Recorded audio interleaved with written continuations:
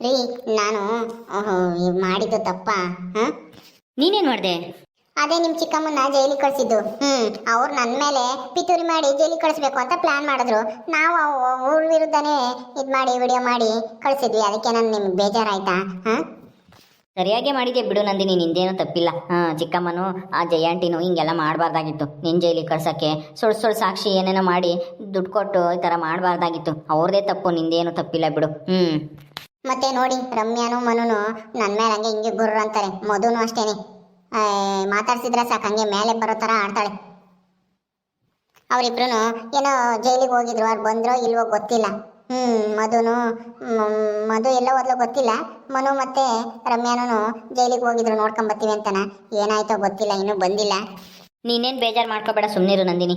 ಅವ್ರೇನು ಅಂಬಲ್ಲ, ಸುಮ್ಮನಿರು, ನಾನೆಲ್ಲ ಹೇಳ್ತೀನಿ ಅವ್ರಿಗೆ. ಏನಾಯ್ತಮ್ಮ ನಂದಿನಿ? ಏನೂ ಇಲ್ಲ ಅಜ್ಜಿ, ಅದೇ ಚಿಕ್ಕಮ್ಮ ಇವಾಗ ಜೈಲಿಗೆ ಹೋದ್ರಲ್ವಾ, ಅದಕ್ಕೆ ನಾನೇ ಕಾರಣ ಅಂತ ಎಲ್ಲ ಹೇಳ್ತಾರೆ. ಮನು ಮತ್ತೆ ರಮ್ಯಾ ಎಲ್ಲನ ಮಧುನು ಹಂಗೆ ಅಂತ ಅಂದ್ಲಂತೆ, ಅದಕ್ಕೆ ಬೇಜಾರು ಮಾಡ್ಕೊಂಡಿದ್ದಾಳೆ ನಂದಿನಿ. ಅಯ್ಯೋ, ಅವ್ರು ಮಾಡಿರೋ ಕರ್ಮನ ಅವರೇ ಅನುಭವಿಸ್ತಾ ಇದ್ದಾರೆ. ನೀನ್ ಯಾಕೆ ಅದಕ್ಕೆ ತಲೆ ಕೆಡಿಸ್ಕೊಂತೀಯ? ಏನಾದ್ರೂ ಒಂದು ಇಷ್ಟು ಯಾಮಾರಿದ್ರೆ ನೀನ್ ಜೈಲಿಗೆ ಹೋಗ್ಬೇಕಾಗಿತ್ತು. ಅವರೇ ನಿನ್ನಂಗೇನಾದ್ರೂ ಪಶ್ಚಾತ್ತಾಪ ಪಡಾರ ನಮ್ಮಿಂದ ಜೈಲಿಗೆ ಹೋದ್ಲು ನಂದಿನಿ ಅಂತನ? ತಪ್ಪು ಮಾಡಿದಾರೆ, ಧೈರ್ಯವಾಗಿರ್ಬೇಕಾದ್ರೆ ಏನೋ ತಪ್ಪು ಮಾಡಿದಾರೆ, ನೀನ್ ಯಾಕಮ್ಮ ಎದ್ರಕಂತೀಯ?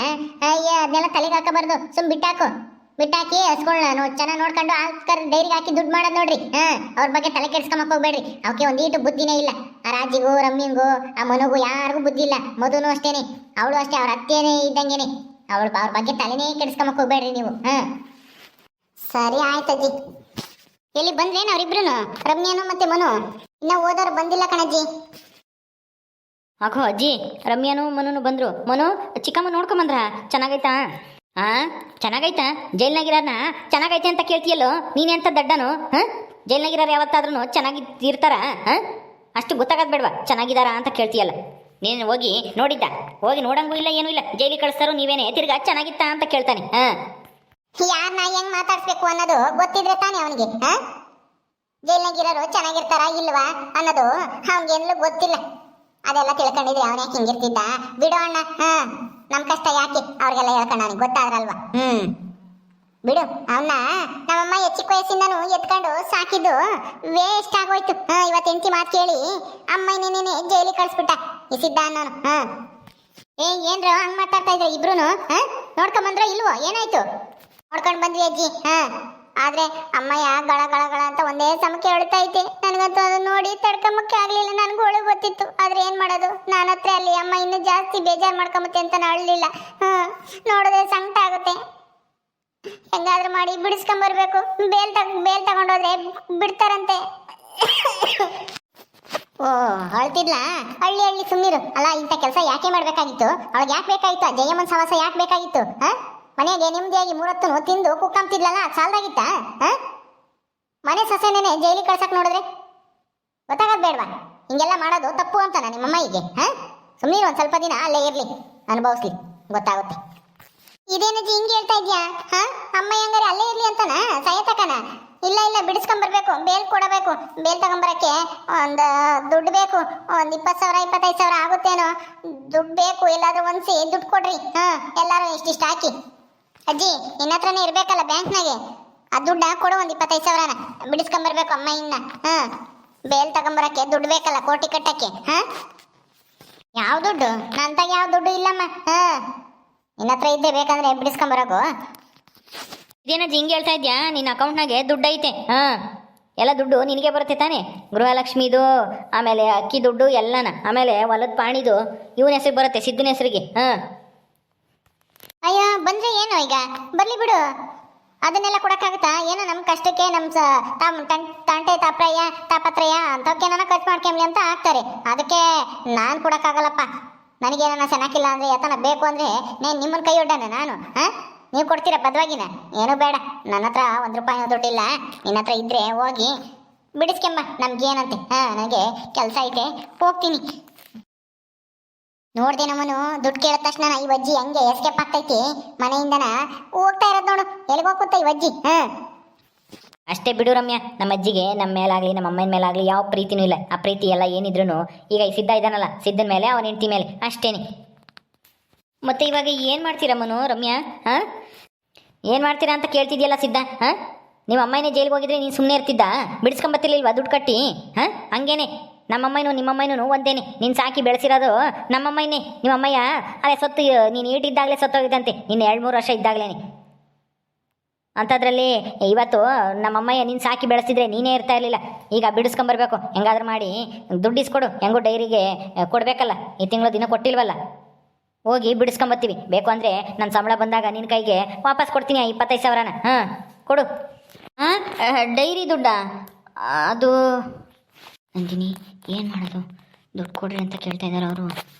ಬೇಡ ಸುಮ್ಮನಿರಿ, ನಮ್ಮ ಹತ್ರ ದುಡ್ಡಿಲ್ಲ ಅಂತ ಹೇಳೋಣ. ಅದು ಏನ್ಕೋ ನಾವು ಕಟ್ಟಬೇಕು ಸೈಟ್ ತಗೊಂಡಿದ್ವಲ್ಲ, ಅದಕ್ಕೆ ಇನ್ನೊಂದು ಸ್ವಲ್ಪ ದುಡ್ಡು ಕಟ್ಟಬೇಕು ಅಂತ ಹೇಳೋಣ. ಸರಿ ನೀನೇ ಹೇಳು. ನಾನೆಲ್ಲ ಹೇಳ್ತೀನಿ ಸುಮ್ಮನಿರಿ, ನೀವು ಯಾಕೆ ಟೆನ್ಷನ್ ತಾಂತೀರ? ನೋಡ್ಮನು, ನಮ್ಮ ಹತ್ರ ದುಡ್ಡಿಲ್ಲ. ಡೈರಿಯಿಂದ ನಾ ಈ ತಿಂಗಳು ಕೊಡಬೇಕಾಗಿರೋ ದುಡ್ಡು ಅದನ್ನ ಸೈಟ್ ತಗೊಂಡಿದ್ವಲ್ಲ, ನಮ್ಮ ಅಣ್ಣನಿಗೆ ಇನ್ನೂ ದುಡ್ಡು ಕೊಟ್ಟಿಲ್ಲ. ಅವನೇ ಹಾಕಿ ನಮಗೆ ಸೈಟ್ ಕೊಡ್ಸಿದ್ದ. ಎಷ್ಟು 3 ಲಕ್ಷನೋ ಏನೋ ಶಾರ್ಟೇಜ್ ಇತ್ತು, ಅದಕ್ಕೆ ಅವನಿಗೆ ಕೊಡಬೇಕು. ತಿಂಗಳನ ಡೈರಿಗೆ ಬರೋದೆಲ್ಲ ಅವನಿಗೆ ಕೊಡ್ತಾ ಇದ್ದೀವಿ. ಇನ್ನು 2-3 ತಿಂಗಳಿಗೆ ಎಲ್ಲ ತೀರುತ್ತೆ. ಅವನಿಗೆ ಕೊಡಬೇಕು ಈ ತಿಂಗಳು.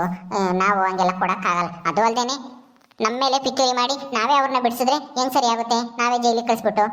ಅದಕ್ಕೆ ನಮ್ಮ ಹತ್ರ ದುಡ್ಡು ಇಲ್ಲ, ಎಂಥದ್ದು ಇಲ್ಲ. ನೀವು ಬೇರೆ ವ್ಯವಸ್ಥೆ ಏನಾದರೂ ಮಾಡ್ಕೊಡ್ರಿ. ನಮ್ಮ ಹತ್ರ ಇಲ್ಲ. ಗೊತ್ತಿತ್ತು ಕಣೆ, ಗೊತ್ತಿತ್ತು ನೀನು ಇದನ್ನೇ ಹೇಳ್ತೀಯ ಅಂತಾನ. ಇವನು ನಿನ್ನ ಮಾತು ಕೇಳ್ತಾನೆ, ಗುಸು ಪಿಸು ಮಾತಾಡ್ಕೊಂಡು ಏನ್ ತಿನ್ಬಿಡ್ತಾನೆ ಮುಂದಕ್ಕೆ ಮಾತಾಡಕ್ಕೆ. ಅವನಿಗೆ ಮಾತಾಡಕ್ಕೆ ಧೈರ್ಯ ಇಲ್ಲ ನೋಡಿ. ರಮ್ಯಾ, ನೀನು ಸುಮ್ಮನೆ ಏನೇನೋ ಬಾಯಿಗೆ ಬಂದಂಗೆ ಮಾತಾಡಬೇಡ. ಗಂಡನ ಬಗ್ಗೆ ಇನ್ನೊಂದು ಮಾತಾಡಿದ್ರು ನಾನು ಸುಮ್ಮನೆ ಇರಲ್ಲ ನೋಡು. ಏನು ಹಿಂಗೆ ಮಾತಾಡ್ತಾ ಇದೆಯಲ್ಲ? ನಿಮ್ಮಮ್ಮ ಮಾಡಿರೋ ತಪ್ಪಿಗೆ ನಾವು ಈ ಮನೆಗೆ ಸೇರಿಸಬಾರ್ದು. ಆದ್ರೆ ಏನ್ ಮಾಡೋದು, ಹೋದ್ರೆ ಹೋಗ್ಲಿ ಅಂತ ನಾ ಸುಮ್ಮನೆ ಇದ್ದೀವಿ.